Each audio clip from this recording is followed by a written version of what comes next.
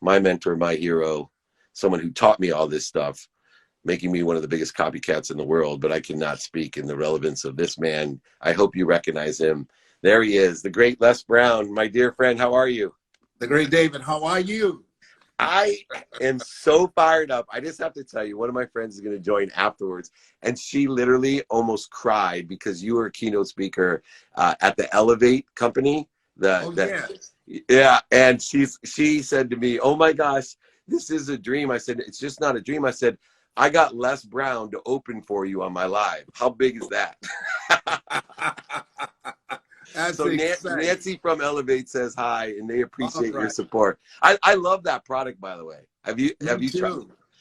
Oh man, I love it. It wakes me up. It puts you on fire. And they have one that allows you to go to sleep and have a deep sleep. So I enjoy their products very much. Yeah, and now they're coming out with a pill. You don't even have to drink lemonade, coffee, or hot chocolate. They're going to just have a pill that you can take. Because I'm not a big fan of coffee. That was always my hard part. They're killing it now.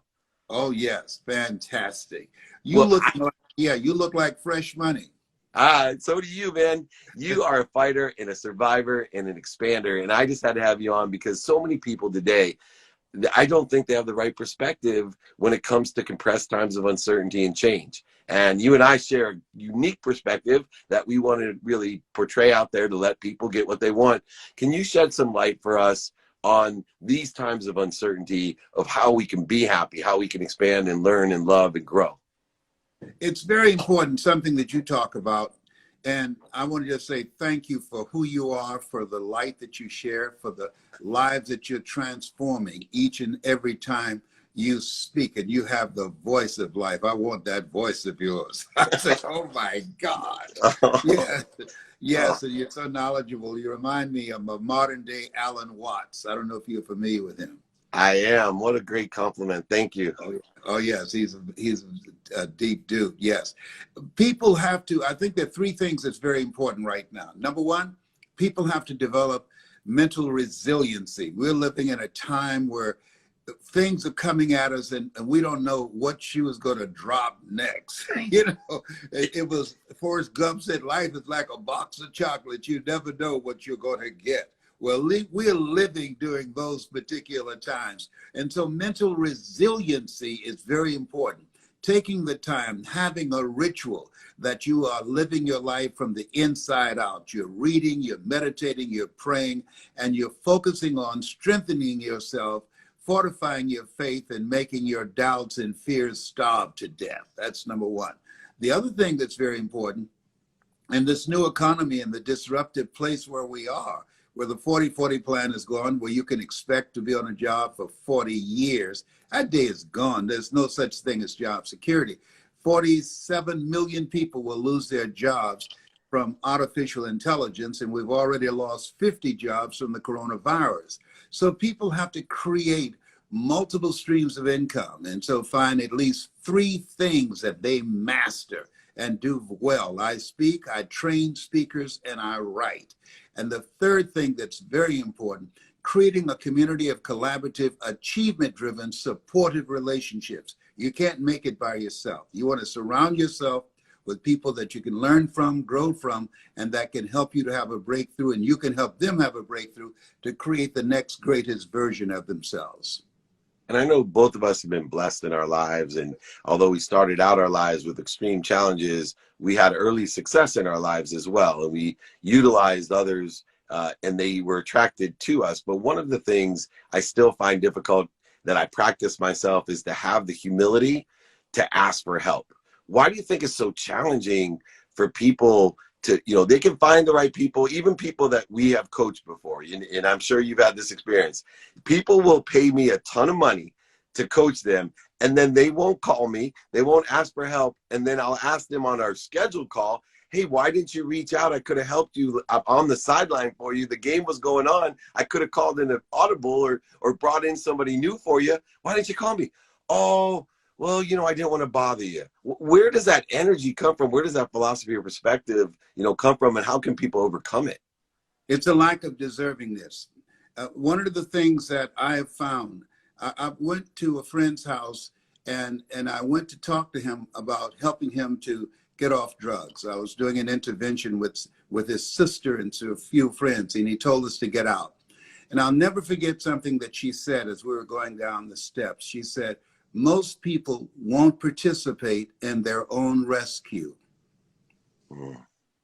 And so when you don't feel that you deserve the best that life has to offer, if you don't see your life as God's gift to us and how we live our lives as our gift to God, you will live recklessly. We are energy, and that energy will be used positively according to your level of consciousness or destructively.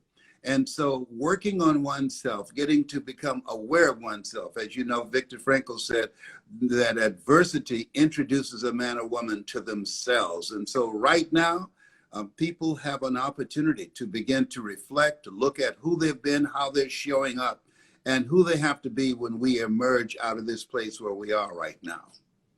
And, you know, through the social, economic, and political times that we're living, there's a lot of forces that are separating us. And maybe I'm an optimist, but I think it's the few. Like you know, I'm around a lot of people. I study every day. I have 2 different periods of research time where I'm more interested than interesting, trying to raise my awareness. And what's coming to me every day is, how do I stop the few from separating the many on all the different issues, socioeconomic and political? And I thought no better person than Les Brown to talk about unification and how a tree has no branches, and that we all together, it's the few, one little speckle of darkness cannot overcome a spark of light. How can we together overcome these few that are separating us? We're doing that right now, because we're living in a place where it's been said, and I think it's very true, until those who are unaffected are as outraged as those who are affected, things will never change. And so you have people who have not been affected by the divisiveness and all of the police brutality and the killings that one we witnessed yesterday that was just horrific, as the governor said. And so in the midst of an operation, things look like a murder, but on the other side, there's a healing. So things will get worse before they get better. That's a part of the process. But the main thing to do is what you said and what you talk about, is maintaining a spirit of optimism that we will get through this and we'll be stronger and better on the other side of it. And you brought up a great point about health, and you yourself have overcome personal health issues, which sometimes diminish our capacity not only to heal, but to heal others. But yet somehow through your career, as I've watched, you're able to overcome and heal yourself and get past the adversity of your own health issues. What lessons have you learned through your own journey about the importance of health, how to heal ourselves, and how to help others heal themselves? Well, one of the things you just said is so true. Ask for help, not because you're weak, but because you want to remain strong. And ask for help and don't stop until you get it. I'll never forget when Dr. Alfred Golson, one of the top oncologists, who told me, Mr. Brown, you have 4th stage cancer. I'm in Atlanta now, where the Cancer Center of America is located. And I said, so tell me what you're talking about. He said, well, your PSA is 2,400. 1 to 4 is normal, and cancers metastasize to 7 areas of your body. I said, can you give me a second opinion? He said, yes, and you're ugly too. You didn't call me ugly, did you? He said, hell yeah, you are ugly. He said, but you got this. We determine the diagnosis. You and God determine the prognosis. He said, I don't tell patients they're terminally ill. What I say is my knowledge, my skills, my abilities have terminated. Now you and God have got to explore some other options. And so when I left his office, I left there not with a heart full of fear, but a heart full of faith and knowing that I would be able to get through this. And this is what people must know. And what you do with your program, you distract, dispute, and inspire.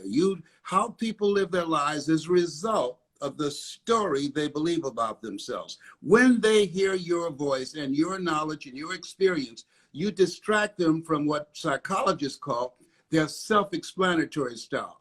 You distract, dispute, and when they listen consistently, you dismantle their current belief system and inspire them, as Mother Teresa would say, to become a pencil in the hand of God and start writing a new chapter in their lives.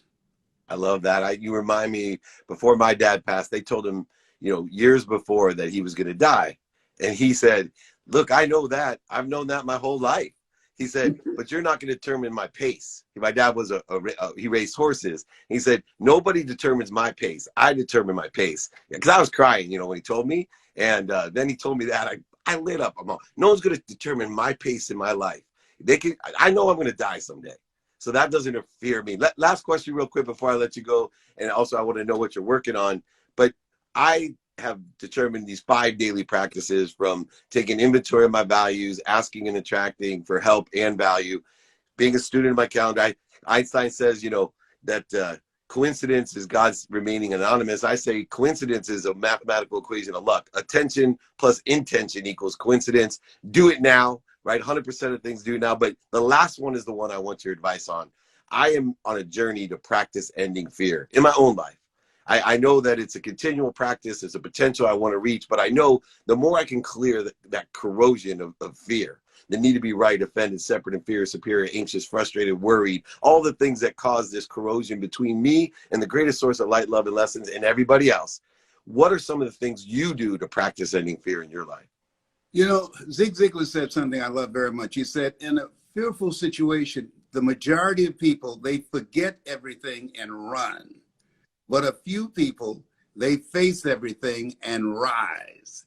And so what we do is knowing that God has not given us a spirit of fear, but a spirit of power and of love and of sound mind. You can't be in a sound mind if you're governed by fear. We want to be concerned by what's going on, but not consumed by fear. We can't control the thoughts that come in our minds, which that is fear, a thought, but we can control the thoughts that we focus on. And that is a knowing that we are more than capable, that greater is he that's in us than he that's in the world.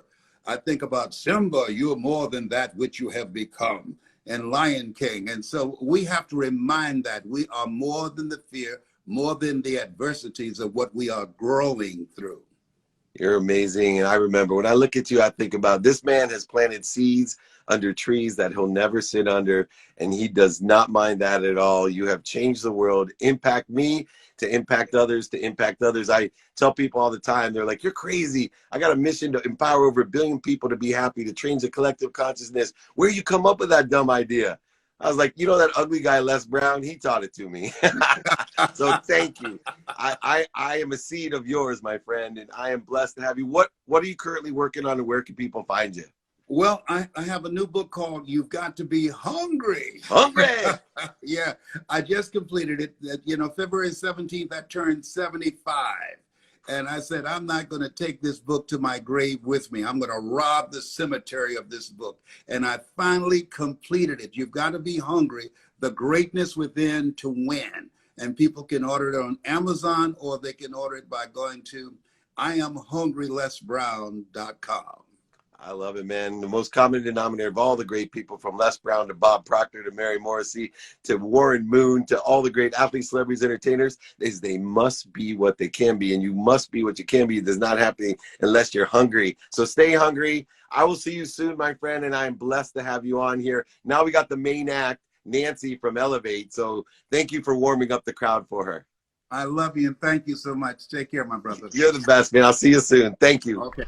If you want another awesome video in our Black Excellence series, check out the video right there next to me. I think you'll enjoy it. Continue to believe, and I'll see you there.